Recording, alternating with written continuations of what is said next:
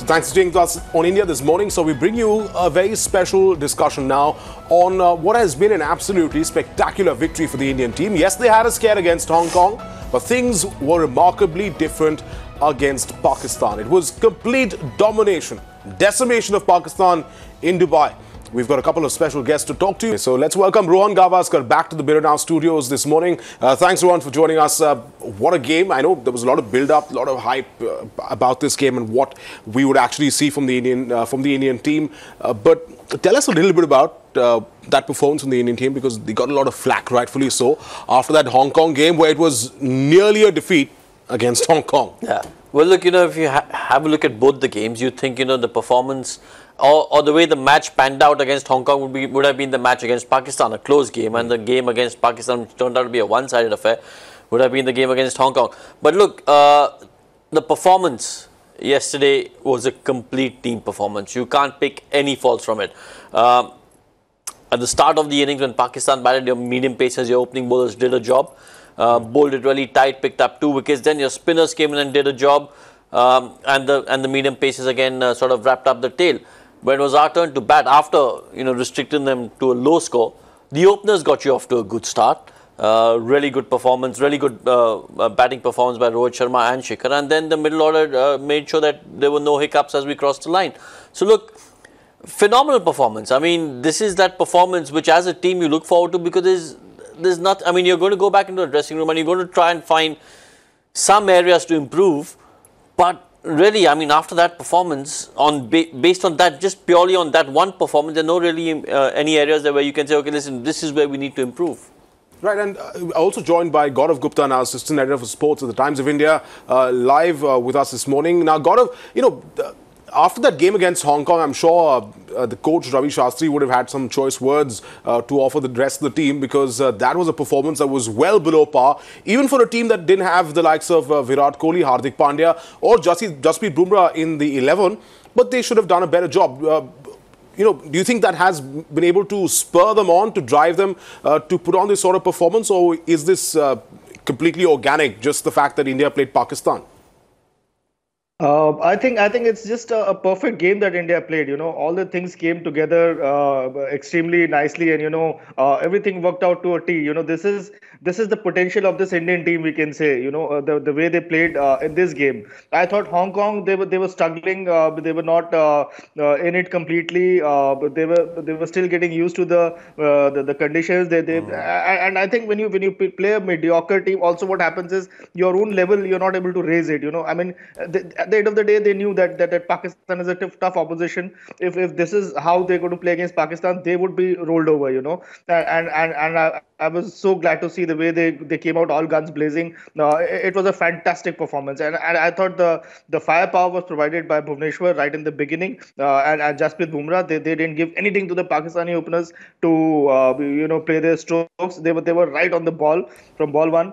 And then I thought Kedar Jadhav was a completely surprise element, and proves to us that his sort of his kind of part-time spin is extremely useful, and it can win us the odd game. In these conditions, it is perfect.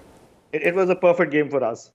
Yeah, and I want to talk about that bowling performance, because Rohan, there's a tendency sometimes to get a little overawed by the situation, especially in a game like Pakistan, where emotions are always running high. No matter whether it's the Asia Cup or the World T20 final, does it ever matter? It doesn't. Like, if you forget the World T20 final, of course it matters. The Asia Cup, this game, in a sense, was an inconsequential game, because right. Both teams had qualified for the Super 4. But still, I mean, try telling that to the players, try telling that to the fans. No one's going to believe you when they say it's an inconsequential game. It's an India-Pakistan game. And no matter when you play, Pakistan, or Pakistan will say, well, no matter when you play India, it's a game where everyone is up for it. Everyone, because see, look, it's a game which can make a hero out of you. Rishikesh Kanitkar, he had that one You know, in the last over, he hit Sakleen Mushtaq for a 4. People still talk about it. Chetan Sharma got hit for a 6 of the last ball. People still talk about it. So it's a game which can make a hero out of you or a villain out of you.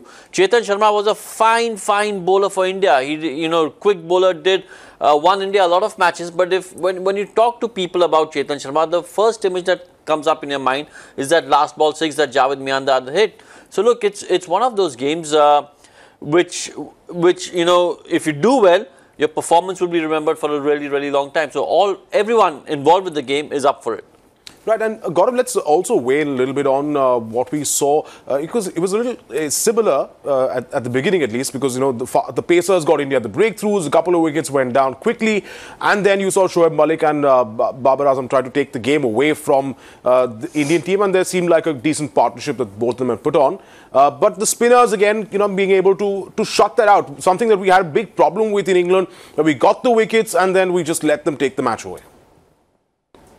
I think in the one days we're pretty sorted. Viren, we have 2 spinners who are wicket taking options, and in the middle overs when you have wicket taking bowlers, it really helps, because I think it was Kuldeep's spell which sort of put them on the back foot, and then you had Kedar and Chahal also was pretty much okay. The thing is, wrist spinners bowling. I mean, this is the first time I think Pakistan faced both of them. Kuldeep and Chahal. So I don't think they were too used to this, and also I don't think they played too much of Kedar. So it was a complete surprise element for them. A bowler who generates, who has this such an awkward action, such a slingy action. I thought they just, like as Sarfaraz said after the game, कि हमने तो इन दोनों की तैयारी करी थी, लेकिन wicket कोई और ही बंदा लेके चला गया.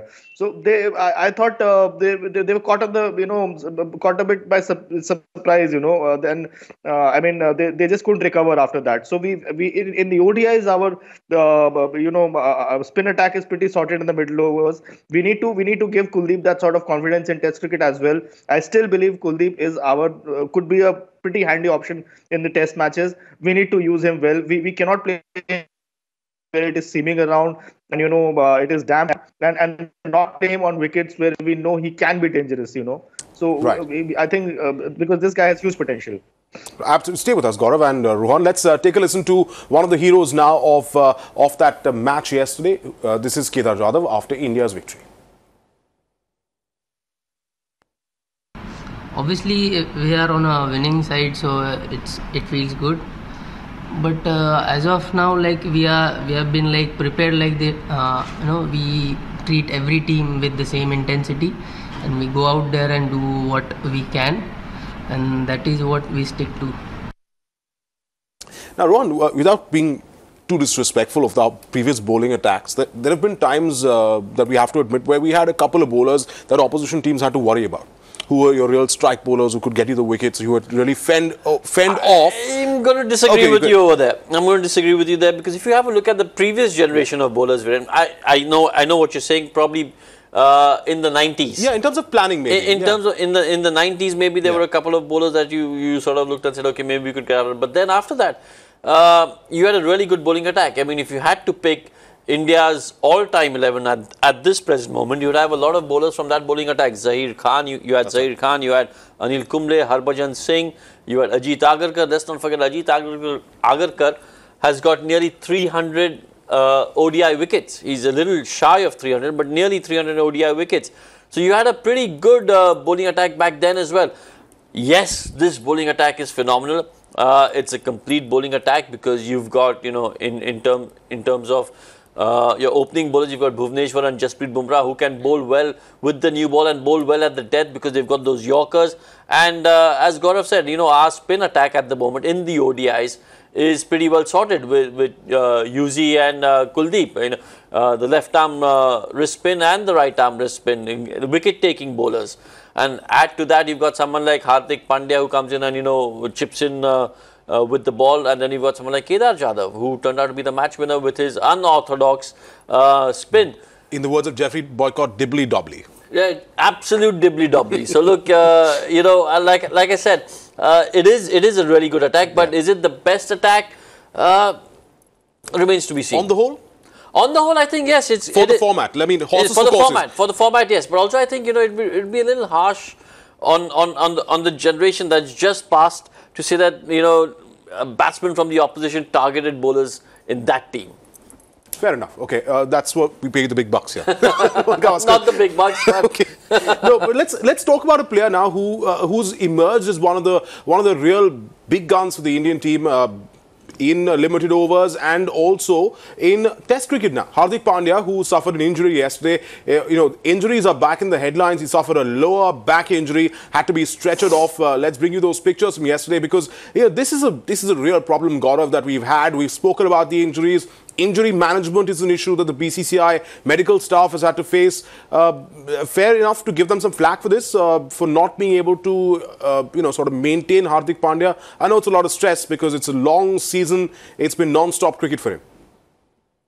Viren, I think they could have rested Hardik also. When you rested Virat, you could have rested Hardik from this tournament as well. He's an all-rounder. He's played all the five Test matches, all the 3 T20s and the ODIs in England. He's played on every single game like Virat. So there was a case to rest him, but then I think his workload in the Test matches wasn't that much. He didn't bowl that many overs.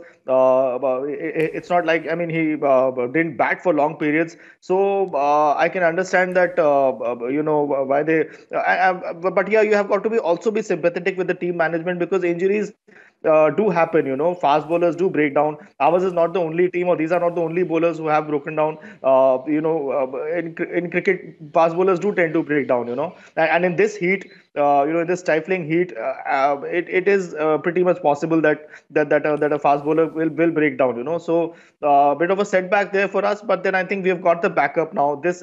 I believe this is our most well-rounded, most complete fast bowling attack we have ever had. I think they have called up Deepak Chahar as a backup for Hardik. I think we're pretty much sorted, and we have the arsenal to win this tournament without Hardik as well. Right, Ron, you want to weigh in on that? Because this is, we've spoken about injuries even during the IPL. There was a lot of talk about, are we managing our players well? And let's not forget that the BCCI has perhaps one of the best medical teams, medical setups in world cricket. So is it fair to say that this could have been avoided? Or are we being too harsh? I think we're being too harsh. I think, an injury, unless, look, sports science and medical science has progressed so far that, there's certain players you can, sort of test and say, look, listen, we've got a few red flags here. He's in the red zone. Footballers call it the red zone. That's right. When they get a couple of weeks break, the manager takes them out of the playing 11 because they feel the muscles are so fatigued that, you're close to an injury or close to a breakdown. If there were any warning signs as far as Hardik's concerned, then yes, maybe he should have been rested. But otherwise, it's an injury. It's a freak injury. He's bowled the ball and he's gone down. And that can happen. I mean, that, as Gaurav said, can happen. We are not the only team in the world which suffers injuries. So it's part and parcel of the game. But look, I think in terms of management, unless you're really, really exhausted and really, really knackered, you've got to be playing for India. That's right. You try and manage these guys and make sure their workload is less when they're not playing for India. If that means playing a few less IPL games, so be it. If it means taking them out of domestic cricket for a while, if there's no international cricket, and you tell them, listen, Hardik, you don't play for Baroda. Take a breather for about 2 weeks. Recover. Make sure your muscles are rested, and you're out of the red zone as far as injury is concerned. So be it. But unless it's really needed, you don't rest a player from an international tournament where he's representing India unless he's in the red zone. Maybe Virat Kohli, was in the red zone. Maybe he was completely knackered, completely exhausted, and that's why he needed a break. But otherwise, playing for India is such an honor that I don't think. I'd rather see the players rested from maybe a few IPL games or a few domestic games. I don't know if that'll happen. I don't know. Look, I'm not. This is an ideal world. I don't think it'll happen either because, look, I don't think BCCI or the selectors have any say in what the IPL team owners or the franchise pick, because it's their team. They can do what they want with them. So I don't think they have any say in that. So carrying on from what we've been, what I said, we've been talking a lot about in the IPL is a certain quote that I've got of Lance Klusener. Now, he has a very interesting comment to make about Hardik Pandya, and as we are on the topic, he talks about the fact that Hardik Pandya perhaps could be in a category of a player that Rohan Gavaskar seems to love, which is Ben Stokes. He says in a couple of years, Hardik Pandya could conceivably turn into the Ben Stokes sort of player for the Indian team, consistently performing with the bat and ball? Rohan, weigh in. I think it's possible. I think Hardik's got a lot of talent, a lot of ability.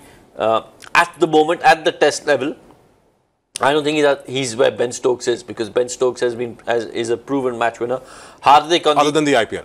Other than the IPL, where he just couldn't get going, and law of averages also didn't catch up. Yes. But Hardik has a lot of ability. I think, like Lance said, like Zulu said, in a couple of years he could get there. We've seen that in his short test career already. He's got a 5-wicket haul, a really devastating spell in England. He got a 50 in England. He's got a 90 in South Africa. So he's showing signs. He's showing that he's got the ability, just a bit more consistency, which will come. I think we need to persist with him. I think he is, he's one of those cricketers where, unfortunately, in India, if you get a cricketer of his type, who's so good with the bat and ball, we just start labeling them as the next Kapil Dev, which I think is harsh. I think you've got to let Hardik be the next Hardik or the first Hardik and do what he can, because he is clearly on his day a match winner. He absolutely is. Gaurav, let's also talk about the Pakistani team now. They didn't have the best of days yesterday, of course. It wasn't a day for them to remember. But what are some of the key takeaways for them? Because, once again, we see a lot of raw talent that they're able to bring to the fore. Talent who, despite not having the best sort of facilities, the best sort of conditions, the right sort of atmosphere in the country, with all that's going on, they're still able to produce cricketers of international caliber and quality. Wherein I think since the inception of the Pakistan Super League, PSL, they have a few attacking players who have come along, very nicely. I mean, they have Fakhar Zaman. I thought the problem with them was that they were playing one shot too many. Everybody was going for the big stroke to the release shot and paying a price as a result of that. I mean, the openers were I thought extremely irresponsible. Fakhar Zaman played a bad shot. Before that, Imam played a bad shot. I mean, they were just looking to kind of just blast away the Indian bowlers, and I think that's what Sarfaraz admitted at the end of the day, that they were playing one stroke too many. They needed somebody to buckle down, take his time, and then build an innings, which I thought was happening in that partnership. Before Kuldeep produced that beauty to get Babar Azam. But that after that, even Sarfaraz himself, I thought, played a risky stroke. He was caught pretty well at the boundary by Manish Pandey, but then it was a risky stroke to play. So they were just looking to kind of sort of just probably a flat pitch got to them. They're thinking that nothing less than 300 would be an okay score here, but they need to revisit this. They need to blame themselves more than anybody. I think they got too excited for this game and too charged up, and they were not. They could have dealt with this more calmly. They should have given Indian seamers the respect that our seamers deserve at this point in time. Okay, and let's talk about what next now, because not necessarily the end of the road for Pakistan. There's the Super Fours, they've already made it there. India play there as well. For India, looking ahead to the Super Fours, what do you think needs to be the strategy? Because a lot of these players, as we said, have had a long season. Can we manage something, or is it, you think, just best players in and go hell for leather? No, I think we'll definitely manage the workload. We saw that in the first two games over here. Even against Hong Kong, we had two different players playing. We had Ibrahim Khalil Ahmed. I'm sorry, I beg your pardon. Khalil Ahmed making his debut, did really well. Picked up 3 wickets. A lot of people thought he'd retain his spot for the game against Pakistan, but we came in with Bumrah. We came in with Hardik. So look, I think the team will shuffle the 11, will shuffle the pack. And make sure players get enough rest. Let's not forget, as Gaurav said, it's extremely, extremely hot there, and they're coming from England. A lot of these players are coming from England, where it wasn't as hot. So look, different climatic conditions, they will need some time to sort of, adjust to it. So there will definitely be, I think the team management will get to a situation where they will give enough players a bit of a break, a bit of a breather going, and making sure that if India reach the final, on the day of the final, everyone will be fit and fine and well rested. Absolutely, you need a good rest, because this is going to be down to 4 teams now. Of course, games are not over in the group stage, but the action is going to be thick and fast. Thanks, Rohan Gavaskar and Gaurav Gupta, for joining us.